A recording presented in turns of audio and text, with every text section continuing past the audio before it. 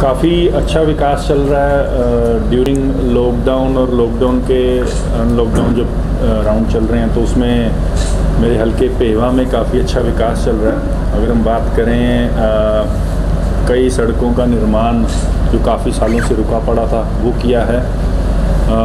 Park का निर्माण चल रहा है, हॉस्पिटल का निर्माण चल रहा है। तो लगातार बैक टू बैक अगर हम देखें तो कई ऐसी चीज़ें हैं जिसके ऊपर हम काम कर रहे हैं। अभी सरस्वती माँ के मंदिर के बाहर जो एक ब्रिज बनना है उसका भी काम शुरू हुआ है और उसको हेरिटेज लुक में हम बना रहे हैं। और मैं चाहता हूँ कि जो भी लोग पेहवा से हैं और श्रद्धा रखते हैं माँ सरस्वती के मंदिर की, तो मैं चाहूँगा कि वो भी पूरी सपोर्ट करें और हम उनकी पूरी जो दिल की तमन्ना है उससे उसी तरीके से हम ये ब्रिज बना रहे हैं। और आगे माँ सरस्वती के लिए काफ़ी बजट भी आ रहा है जो पूरा रेनोवेट भी होगा। और साथ में पेहवा के अंदर कई ऐसे चीज़ें जो हैं पाइपलाइन में हैं। कोविड-19 के कारण काफ़ी कुछ स्लो डाउन हुआ है, रेवेन्यू के कारण आप सब जानते हैं, खुद आप समझते हैं। साथ ही अब कुछ चीज़ें ऐसी हैं जो सामने आ रही हैं क्योंकि हमारी सरकार जो है वो पारदर्शिता के साथ चल रही है। और कुछ चीज़ें सामने आई थी मेरे हल्के से, कुछ व्यक्तिगत मैं नाम नहीं लेना चाहूँगा, लेकिन कुछ लोग ऐसे आए थे कि जो फेक अपने आप को बताकर ये कहते हैं कि हम इस विधायक के या इस मंत्री के खास हैं और आप हमें पैसा दें, हम आपको नौकरी लगवा देंगे। ऐसा कुछ भी नहीं है। मैं सारी जो हमारे प्रदेश के लोग हैं और आप मीडिया के माध्यम से मैं आप सबको एक इतला करना चाहता हूं कि ये सब फेक है और इसकी बातों में मत आएँ, ऐसे लोगों की बातों में मत आएँ। जो हमें कंप्लेंट्स आई हैं उस जो भी व्यक्तिगत के लिए वो उसके अगेंस्ट एफआईआर हो गई है और कार्रवाई चल रही है। और मैं आप सबको रिक्वेस्ट करता हूं कि ऐसे लोगों से बचें क्योंकि ऐसे लोग जो हैं वो आपसे पैसे भी ठग लेते हैं और आपका नुकसान भी होता है। जी जी, जो एफआईआर दी गई है उसमें एफआईआर तो रोज हो चुकी है सर, और उसका जो नाम आरोपी फरार है और उसमें चैट भी की हुई है उसने आपका नाम लेकर। हाँ जी, वो मैं इसीलिए आपको कह रहा हूँ कि ये ऐसे लोग अपने आप को बताते हैं कि हम किसी के साथ हैं या हम किसी के क्लोज़ हैं, तो वो लोग जो हैं बहुत ही मतलब समाज को गंदा करते हैं। सरकार पारदर्शिता के साथ लगातार नौकरियां भी लगा रही है, जो भी काम कर रही है वो बिना किसी खर्ची के बिना किसी पर्ची के कर रही है। तो मैं आप सब के माध्यम से पब्लिक को आगाह करता हूं कि ऐसे लोगों से बचें। सर आप अगर देखें सभ्यता के हिसाब से जो पुराना ब्रिज है उससे कहीं बेहतर लुक और उससे कहीं बेहतर हेरिटेज लुक में ये जाएगा। और अगर आप उसकी ड्राइंग देखें तो बहुत ही बढ़िया और बहुत ही हेरिटेज लुक में आएगा। और जो अभी है वो कहीं से किसी ने दीवार खड़ी कर दी है, किसी ने प्लस्तर नहीं किया, किसी ने कुछ अलग पेंट किया हुआ, तो एक अच्छी लुक में आ जाएगा जिससे कि आपको अगर देखेंगे तो लाल कलर का बनेगा जो बेसिकली हेरिटेज लुक आती निकलती है। और उसमें पूरे साथ में जो छोटे छोटे गुंबद से होते हैं वो बनाकर, तो जिससे कि आप जब चलोगे उसके ऊपर तो आपको खुद को महसूस होगा कि एक हेरिटेज लुक में आए।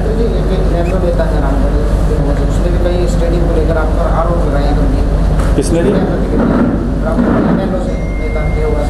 स्टेडियम को लेकर के पेहवा में राजीव गांधी स्टेडियम उन्होंने कहा कि मंत्री जी पूरे प्रदेश की बात कर रहे हैं, पर उनका जो खुद का हल्का है वहाँ के जो स्टेडियम है उनके हालात बहुत खराब है। जी जी, यहाँ देखें उसके बाद बाहर की उनके लिए तो मैं यही कहूँगा कि हमारा खुद का हल्का है, हम अपने तरीके से देख लेंगे। और रही बात स्टेडियम्स की, स्टेडियम्स का बजट जो रेनोवेट करने का, क्योंकि ऐसे ही लोगों की सरकार थी, इनको गाड़ी खरीदना पता है लेकिन गाड़ी की सर्विस करने के पैसे का नहीं पता कि वो कैसे निकाले जाएंगे। स्टेडियम तो बना दिए वोटों के चक्कर में, लेकिन उनकी सरकारों को ये नहीं पता था कि स्टेडियम बनाने के बाद उसको मेंटेन कैसे किया जाए।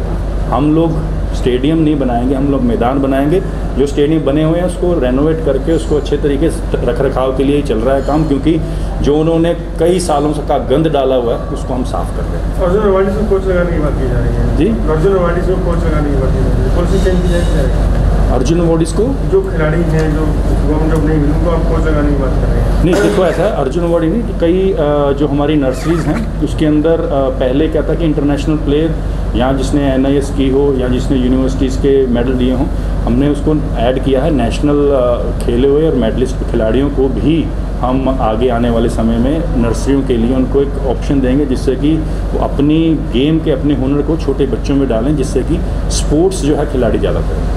सरस्वती की बात आपने की कि सरस्वती को हेरिटेज बनाया जाए, तो अभी अगर आप धर्मगिरी कुरुक्षेत्र में देखें तो अब बरसातों का मौसम, अब तक सरस्वती एक गंदे नाले के रूप में यहाँ से चल रही है। अब तक उसकी सफाई तक नहीं हुई। पिछली बार पूरा एरिया जो साफ लगता है, यहाँ पानी जो आया बाढ़ जो साफ चल रही है, आप जाकर देख लें, आप हमारी पोस्ट्स भी देख लें, लगातार साफ चल रहा है। और हमारे वहाँ पे हाँ मैं वही कह रहा हूँ, पेवा तीर्थ में बहुत गंदगी है, मतलब अभी 2-3 दिन पहले क्या था।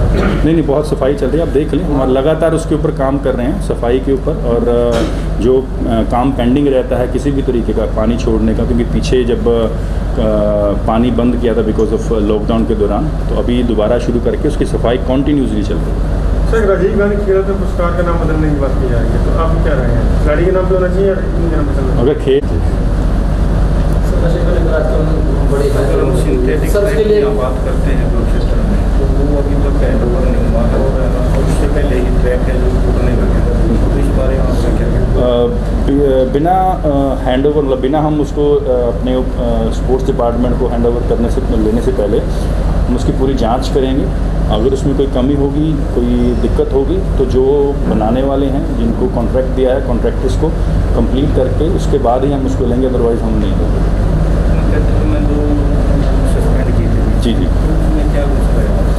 देखिए रूल ऑफ कंडक्ट की जो उल्लंघना करेगा और उसको हम सख्त से सख्त उसके ऊपर एक्शन लेंगे, क्योंकि प्रोटोकॉल्स होते हैं रूल्स ऑफ कंडक्ट के, उसमें आपको फॉलो करना होता है और आप गवर्नमेंट जॉब में रहकर आप उल्लंघना नहीं कर सकते।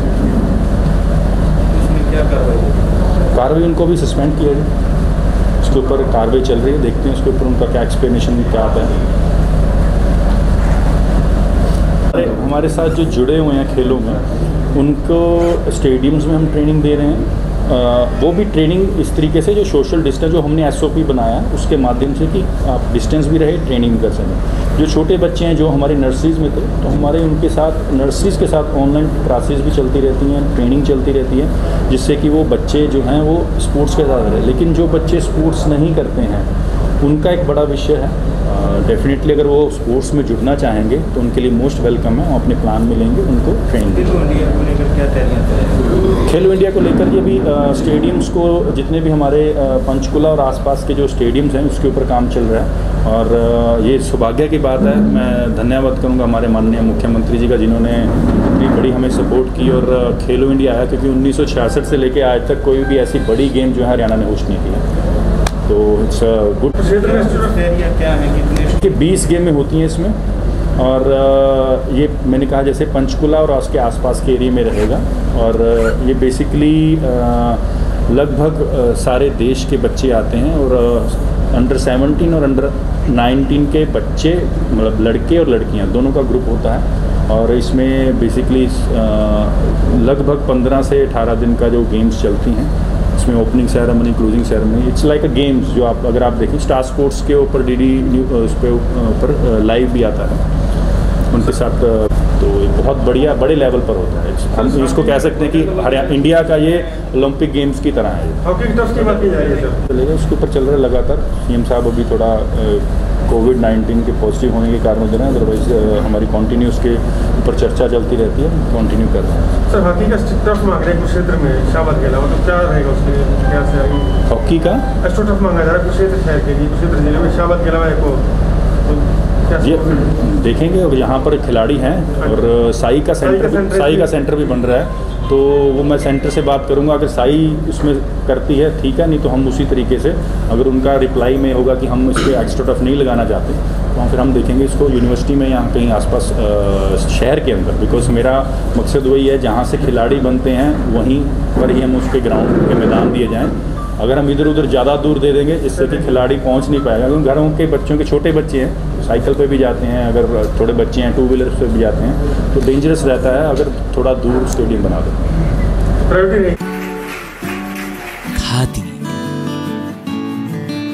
खादी एक विश्वास, खादी एक विचार, खादी एक संस्कृति और खादी एक मुस्कान।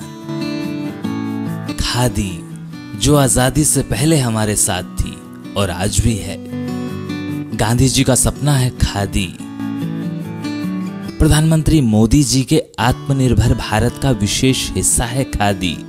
तो आइए इसी सपने को साकार करने के लिए हम भी अपनाएं खादी, हमारी स्वदेशी खादी, हमारे देश में बनी हमारी अपनी खादी। इसलिए एक एहसास है खादी। हमारे जीवन में रंग बिरंगे रंग भरने आई है खादी। आपके अपने शहर कुरुक्षेत्र में गांव मिर्जापुर आपके लिए लेकर आया है खादी के बने एक से बढ़कर एक डिजाइन, कलर्स व सभी प्रकार के वस्त्र। इतना ही नहीं, खादी ग्रामोद्योग भारत के बहुत से प्रोडक्ट जो आपकी त्वचा व शरीर के लिए उपयोगी हैं, जो आपको दें एक प्राकृतिक सुंदरता का एहसास। एक बार अपनाकर तो देखिए खादी इंडिया।